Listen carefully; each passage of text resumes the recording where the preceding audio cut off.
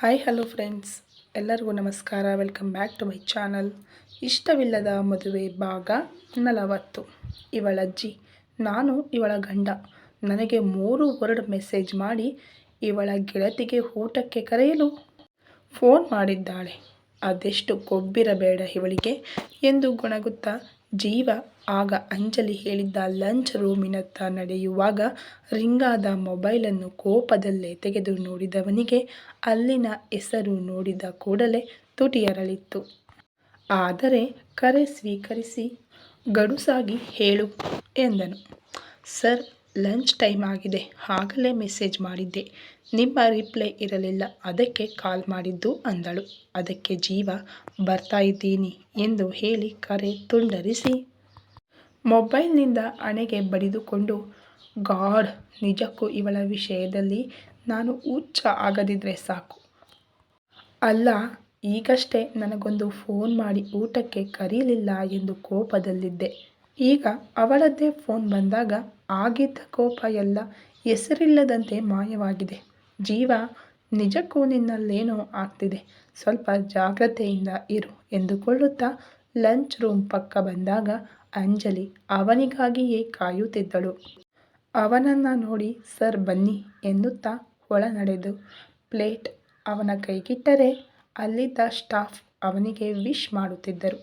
ಅಂದು normal south Indian ಊಟ ತಯಾರು ಮಾಡಿದ್ದರಿಂದ ಪ್ರತಿಯೊಂದು ಫುಡ್ ಐಟಮ್ಸ್ ಬಗ್ಗೆ ಅವನಿಗೆ ಹೇಳಿ ಬೇಕು ಎಂದರೆ ಮಾತ್ರ ಅವನಿಗೆ ಬಡಿಸುತ್ತಿದ್ದಳು.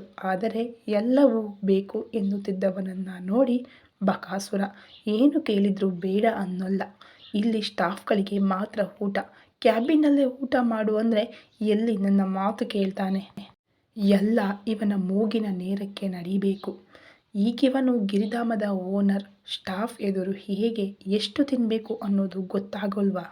ಇವನ ಹೊಟ್ಟೆ ಮೇಲೆ ಯಾರ್ದಾದ್ರೂ ಕಣ್ಬಿದ್ರೆ ಅಥವಾ ಇವನ್ ತಿನ್ನುವುದನ್ನು ಆಡಿಕೊಂಡು ನಕ್ರೆ, ಛೇ, ಇದೆಲ್ಲ ಏನು ಯೋಚನೆ ಮಾಡೋಲ್ಲ ಎಂದು ಮನಸ್ಸಲ್ಲೇ ಒಂದಿಷ್ಟು ಅವನಿಗೆ ಬೈದುಕೊಂಡರೆ, ಆಗಿನಿಂದ ಅನ್ನ ಹಾಕಿ ಅದರ ಮೇಲೆ ಸಾಂಬಾರ್ ಹಾಕದೆ ಎಲ್ಲೋ ಕಳೆದು ಹೋದವಳನ್ನು ನೋಡಿ, ವೈಫಿ ತುಂಬ ಹಸಿವಾಗ್ತಿದೆ, ಅಲ್ಲದೆ ಇಷ್ಟೆಲ್ಲ ತಿನ್ನೋಕೆ ತುಂಬ ಟೈಮ್ ಬೇಕು.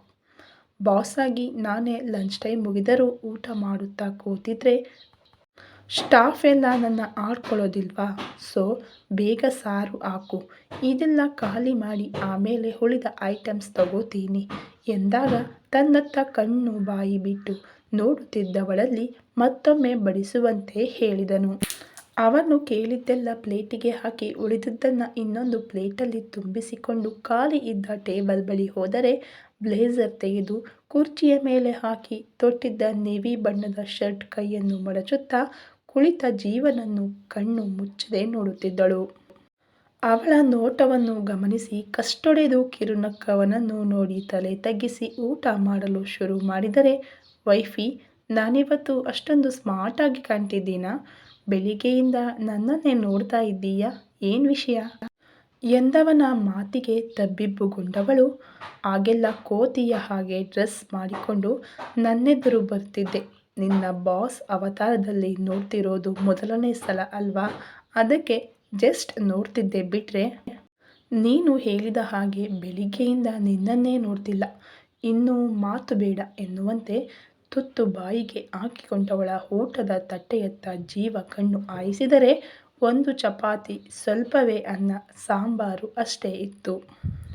ವೈಫಿ, ಉಪ್ಪು ಖಾರ ಸರಿಯಾಗಿದೆಯಾ ಅಂತ ಚೆಕ್ ಮಾಡೋದಿದ್ರೆ ಅಲ್ಲೇ ಮಾಡಬಹುದಾಗಿತ್ತು, ಅದು ಬಿಟ್ಟು ತಟ್ಟೆಗೆ ಹಾಕೊಂಡು ಇಲ್ಲಿ ತನಕ ಬರುವ ಅವಶ್ಯಕತೆ ಇತ್ತಾ ಎಂದ ಅವನ ಪ್ರಶ್ನೆಗೆ ಅವಳು ಗೊಂದಲದಲ್ಲಿ, ವಾಟ್ ಡು ಯು ಮೀನ್ ಎಂದಳು. ಐ ಮೀನ್, ನಿನ್ನ ತಟ್ಟೆ ನೋಡು, ಚಿಕ್ಕ ಮಕ್ಕಳು ಇದಕ್ಕಿಂತ ಜಾಸ್ತಿ ತಿಂತವೆ, ನಿನಗೇನಾಗಿದೆ, ಹೋಗು ಇನ್ನೂ ಸ್ವಲ್ಪ ಅನ್ನ ಸಾರು ಹಾಕಿಕೊಂಡು ಬಾ ಎಂದ ಅವನ ಮಾತಿನ ಕಡೆ ಗಮನ ಕೊಡದೆ ಊಟ ಮಾಡುತ್ತಿದ್ದರೆ, ವೈಫಿ, ನಿಂಗೆ ಹೇಳ್ತಾ ಇರೋದು ಹೋಗು ಎಂದಾಗ, ಲೋ, ನನ್ನ ಹೊಟ್ಟೆ ಚಿಕ್ಕದು, ನಿನ್ನ ಹಾಗೆ ಕನ್ನಂಬಾಡಿ ಕಟ್ಟೆಯಲ್ಲ ಇದ್ದಿದ್ದೆಲ್ಲ ತುಂಬಿಸಿಕೊಳ್ಳಲು, ಹಾಗೆ ನೀನಿಲ್ಲಿ ಬಾಸ್, ಸ್ವಲ್ಪ ಆ ಪೊಸಿಷನ್ಗೆ ರೆಸ್ಪೆಕ್ಟ್ ಕೊಡು. ಹೀಗೆ ಹೊಟ್ಟೆಗೆ ಕಾಣದವರ ಹಾಗೆ ಸ್ಟಾಫ್ ಎದುರುಗಡೆ ನೀನು ತಿಂದರೆ ಆಡ್ಕೊಂಡು ನಗ್ತಾರೆ ಅಷ್ಟೇ, ಆಗಲೇ ಎಲ್ಲ ನಿನ್ನ ಕಣ್ಣು ಬಾಯಿ ಬಿಟ್ಟು ನೋಡ್ತಿದ್ದಾರೆ. ಮನೆಗೆ ಹೋದ್ಮೇಲೆ ಲಕ್ಷ್ಮಿ ಅಕ್ಕನ ಬಳಿ ದೃಷ್ಟಿ ತೆಗೆಯೋಕೆ ಹೇಳು. ಆಗಲೇ ಬಡ್ಕೊಂಡೆ ನಿನಗೆ ಕ್ಯಾಬಿನಿಗೆ ಊಟ ಕಳಿಸ್ತೀನಿ ಅಂತ. ಆದರೆ ನನ್ನ ಮಾತು ಎಲ್ಲಿ ಕೇಳ್ತೀಯಾ ಅಂತ ಒಂದಿಷ್ಟು ಅವನಿಗೆ ಮಾತ್ರ ಕೇಳುವಂತೆ ಬೈದು ತನ್ನ ಊಟದತ್ತ ಗಮನ ಕೊಟ್ಟರೆ ಅವಳ ಮಾತಿಗೆ ನಕ್ಕವನು, ಫೈನಲಿ ಬೆಳಿಗ್ಗೆಯಿಂದ ನಿನ್ನ ನಾಟಕದ ಮಾತು ಕೇಳಿ ಕೇಳಿ ಕಿವಿ ಜಾಮ್ ಆಗಿತ್ತು. ಈಗ ನನಗೆ ಅಂಜಲಿ ಜೊತೆಗಿದ್ದ ಫೀಲ್ ಬರ್ತಾ ಇದೆ ಎಂದು ಕಣ್ಣು ಮಿಟುಕಿಸಿ ಹೇಳಿದನು. ಅಲ್ಲ, ಇಲ್ಲೇನಾದರೂ ಇಷ್ಟೇ ತಿನ್ನಿ ಅಂತ ಬೋರ್ಡ್ ಹಾಕಿದೆಯಾ? ನನ್ನ ಹೊಟ್ಟೆ ನನ್ನ ಇಷ್ಟ ಕಣೆ, ಅದು ತುಂಬೋ ತನಕ ತಿಂತೀನಿ. ನಿಂಗೆ ಏನು ಕಷ್ಟ? ಸ್ಟಾಫ್ ಎಲ್ಲ ನನ್ನ ನೋಡಿ ಏನು ಹೇಳಿದ್ರು ಐ ಡೋಂಟ್ ಕೇರ್. ನನಗೆ ನನ್ನ ಹೊಟ್ಟೆ ತುಂಬಿಸೋದು ಇಂಪಾರ್ಟೆಂಟ್. ಅಲ್ಲ ಡ್ಯಾಡ್, ಇಷ್ಟೆಲ್ಲ ಕಷ್ಟಪಟ್ಟಿದ್ದು 3 ಹೊತ್ತು ಊಟ ಮಾಡೋದಕ್ಕೆ ತಾನೇ? ಅದು ಬಿಟ್ಟು ನಾನು ಇಲ್ಲಿನ ಓನರ್ ಅಂತ ಆಳು ಮೂಳು ಜೊತೆ ಲೆಕ್ಕದಷ್ಟೇ ತಿನ್ನುತ್ತಾ ಇದ್ದರೆ ನಾಳೆ ವೀಕ್ನೆಸ್ ಬಂದು ಮನೇಲಿ ಇರಬೇಕಾಗುತ್ತೆ. ಸೊ ವೈಫಿ ಯಾರೇನೇ ಹೇಳಿ ಐ ಆಮ್ ಬಿಗ್ ಪೋಡಿ. ನಿನ್ನ ಪ್ರಕಾರ ಬಕಾಸುರ ಅಲ್ವಾ ಎಂದು ಕಷ್ಟೊಡೆದು ನಕ್ಕವನು ಊಟದತ್ತ ಗಮನ ಹರಿಸಿದರೆ, ತಿನ್ನಿ ತಿನ್ನಿ ಸರ್, ಇನ್ನೂ ಬೇಕಾದರೆ ಕೇಳಿ ತರ್ತೀನಿ. ಆದರೆ ಇನ್ನೊಮ್ಮೆ ಮಾತಿಗೂ ಕಣ್ಣು ಹೊಡೆದರೆ ಕಣ್ಣನ್ನು ಕೈಯಲ್ಲಿ ಕಿತ್ತುಕೊಳ್ತೀನಿ ಅಂತ ಗದರಿದವಳನ್ನು ನೋಡಿ ನಕ್ಕನು. ಸರಿ, ತಿಂದು ಕ್ಯಾಬಿನಲ್ಲಿ ಗೊರಕೆ ಹೊಡಿ ಲೂಸ್ ತಂದು. ಅಲ್ಲ, ಸ್ವಲ್ಪ ಆದರೂ ಅವನಿಗೆ ಕೊಟ್ಟಿರೋ ಅಷ್ಟೊಂದು ದೊಡ್ಡ ಜವಾಬ್ದಾರಿಯ ಟೆನ್ಷನ್ ಇದೆಯಾ? ಬರೀ ಹುಡುಗು ಬುದ್ಧಿ. ಸೀರಿಯಸ್ನೆಸ್ ಯಾವಾಗ ಬರುತ್ತೋ ಈ ಪ್ರಾಣಿಗೆ ಎಂದು ಅವನಿಗಿಷ್ಟು ಬೈದುಕೊಂಡರೆ, ಹಾಕಿಕೊಂಡು ಬಂದ ಸ್ವಲ್ಪ ಅನ್ನವನ್ನು ಕೆದಕುತ್ತಾ ಕುಳಿತವಳನ್ನು ನೋಡಿ, ವೈಫಿ ಎಷ್ಟು ಅನ್ನ ಹಾಕ್ಕೊಂಡಿದ್ದೀಯಾ ಅಂತ ಕೌಂಟ್ ಮಾಡ್ತಾ ಇದ್ದೀಯಾ? ನನ್ನ ಹೆಲ್ಪ್ ಏನಾದರೂ ಬೇಕಾ ಎಂದವನಿಗೆ ಏನಾದರೂ ಹೇಳುವ ಮೊದಲೇ, ಹಾಯ್ ಸರ್, ನಾವಿಲ್ಲಿ ಕೂರ್ಬೋದಾ ಎಂದ ಐಶ್ವರ್ಯ ಧ್ವನಿಗೆ ತಲೆ ಎತ್ತಿ ಅತ್ತ ನೋಡಿದ ಜೀವ ತಟ್ಟೆ ಹಿಡಿದು ನಿಂತಿರುವ ಬಾಲಕೃಷ್ಣ ಮತ್ತು ಅವಳನ್ನು ನೋಡಿ, ಯಾಕೆ ಪಕ್ಕದಲ್ಲಿರೋ ಟೇಬಲ್ ಖಾಲಿ ಇಲ್ವಾ? ಇನ್ನೇನು ಸ್ವಲ್ಪ ದಿನದಲ್ಲಿ ಮದುವೆ ಆಗೋ ನಮ್ಮಿಬ್ಬರಿಗೆ ಸ್ವಲ್ಪ ಪ್ರೈವೇಸಿ ಕೊಡಬೇಕು ಅಂತ ನಿಮಗನ್ನಿಸಲ್ವಾ ಎಂದ ಅವನ ಮಾತಿಗೆ ಅವರಿಬ್ಬರು ಕ್ಷಮೆ ಕೇಳಿ ಪೆಚ್ಚು ಮೋರೆ ಹಾಕಿಕೊಂಡು ಪಕ್ಕದ ಟೇಬಲಲ್ಲಿ ಕುಳಿತರೆ ಅಂಜಲಿ ಕೋಪದಲ್ಲಿ, ದಿಸ್ ಇಸ್ ಟೂ ಮಚ್ ಜೀವ. ಅವರು ಇಲ್ಲೇ ಕೂತಿದ್ದರೆ ಏನಾಗ್ತಿತ್ತು?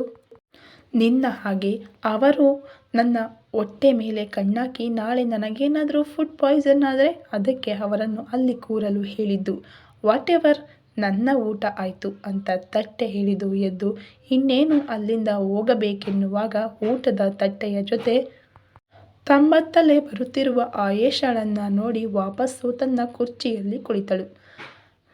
ನನಗೊಬ್ಬನಿಗೆ ಊಟ ಮಾಡಿ ಅಭ್ಯಾಸವಿದೆ ಹೋಗು ಎಂದರೆ ಅವನ ತಟ್ಟೆಯಲ್ಲಿನ ರೈಸ್ ಸ್ವಲ್ಪ ತೆಗೆದು ಅವಳ ತಟ್ಟೆಗೆ ಹಾಕಿಕೊಂಡು ತಿನ್ನುತ್ತಿರುವವಳನ್ನು ನೋಡಿ, ವೈಫಿ ಆರ್ ಯು ಓಕೆ? ಅಲ್ಲ, ಅನ್ನ ಬೇಕಿದ್ರೆ ಪುನಃ ಹೋಗಿ ತಗೊಂಡು ಬಾ. ಅದು ಬಿಟ್ಟು ನನ್ನ ತಟ್ಟೆಯಲ್ಲಿರುವುದನ್ನು ಎಂಜಿಲು ಕೈಯಲ್ಲಿ ತೆಗೆಯುತ್ತಿದ್ದೀಯಲ್ಲ, ಛೀ ಕೊಳಕು ಅಂದ. ಯಾಕೆ ಕೊಳಕು? ಈಗ ತಾನೇ ನಾವಿಬ್ರು ಗಂಡ ಹೆಂಡತಿ ಎಂದೆ. ಇನ್ಮೇಲೆ ಶೇರಿಂಗ್ ಕೇರಿಂಗ್ ಎಲ್ಲ ಕಲಿತುಕೋ ಅಂತ ಹೇಳಿದ ಅವಳ ಗಮನವೆಲ್ಲ ಟೇಬಲ್ ಹುಡುಕುತ್ತಿದ್ದ ಆಯೇಷ ಮೇಲೆಯೇ ಇತ್ತು. ನನ್ನ ಪ್ರಾಪರ್ಟಿಯಲ್ಲಿ ಬೇಕಾದರೆ ಶೇರ್ ಕೇಳು, ಬಟ್ ಫುಡ್ ವಿಷಯದಲ್ಲಿ ನೋ ಶೇರಿಂಗ್ ಅಂದ.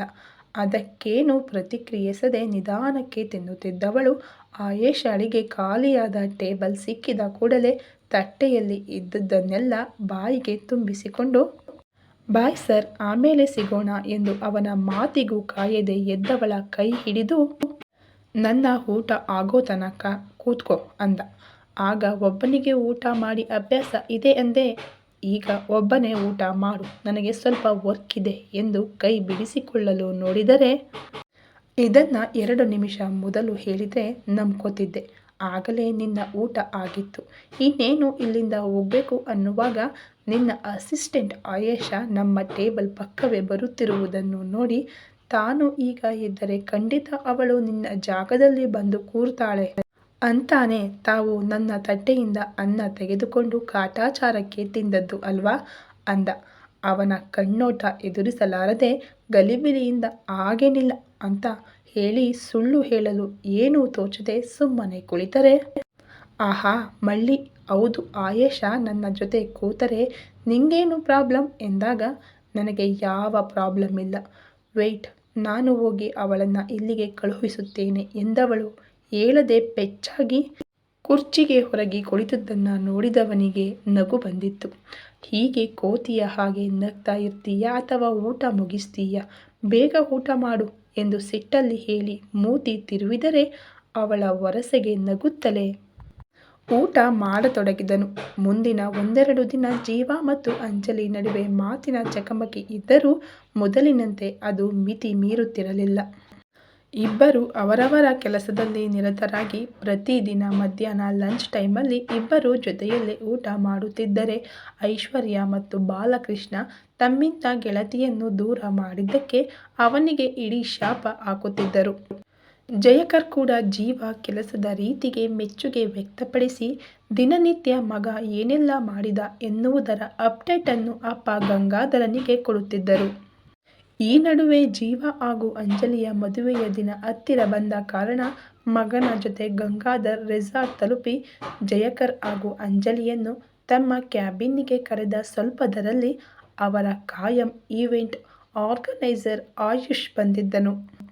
ಮಗು ಅಂಜಲಿ, ಪ್ರತಿಯೊಂದು ಹೆಣ್ಣಿಗೂ ಅವಳ ಜೀವನದ ಬಹು ಮುಖ್ಯ ಘಟ್ಟವಾದ ಮದುವೆಯ ಬಗ್ಗೆ ಅವಳದೇ ಆದಂತಹ ಕನಸಿರುತ್ತೆ. ಆ ನಿನ್ನ ಕನಸನ್ನು ಹೇಳಿದರೆ ಅದರಂತೆ ನಿಮ್ಮಿಬ್ಬರ ಮದುವೆಗೆ ತಯಾರಿ ಮಾಡೋಣ ಎಂದವರ ಕಡೆ ಕೃತಜ್ಞತೆಯಿಂದ ನೋಡಿ, ಮಾವ ಹಾಗೇನಿಲ್ಲ, ನಿಮ್ಮ ಹಾಗೂ ಜೀವ ಇಷ್ಟದಂತೆ ಎಲ್ಲ ನಡೆಯಲಿ ಎಂದು ಹೇಳಿ ಜೀವ ಕಡೆ ನೋಡಿದರೆ ಅವನು ನಿರ್ಭಾವುಕನಾಗಿ ಅವಳನ್ನೇ ದಿಟ್ಟಿಸುತ್ತಿದ್ದನು. ಈ ಕತೆ ಇನ್ನು ಮುಂದುವರಿಯುವುದು. ಈ ಕತೆ ಯಾರಿಗೆಲ್ಲ ಇಷ್ಟ ಆಗಿದೆಯೋ ಪ್ಲೀಸ್ ಅವರು ಒಂದು ಲೈಕ್ ಮಾಡಿ, ಹಾಗೆ ನಿಮ್ಮ ಅಭಿಪ್ರಾಯಗಳನ್ನು ಕಾಮೆಂಟ್ ಮೂಲಕ ನಮಗೆ ತಿಳಿಸಿ. ದಯವಿಟ್ಟು ಚಾನಲ್ಗೆ ಸಬ್ಸ್ಕ್ರೈಬ್ ಮಾಡಿಕೊಂಡು ವಿಡಿಯೋ ನೋಡಿ. Thank you for watching.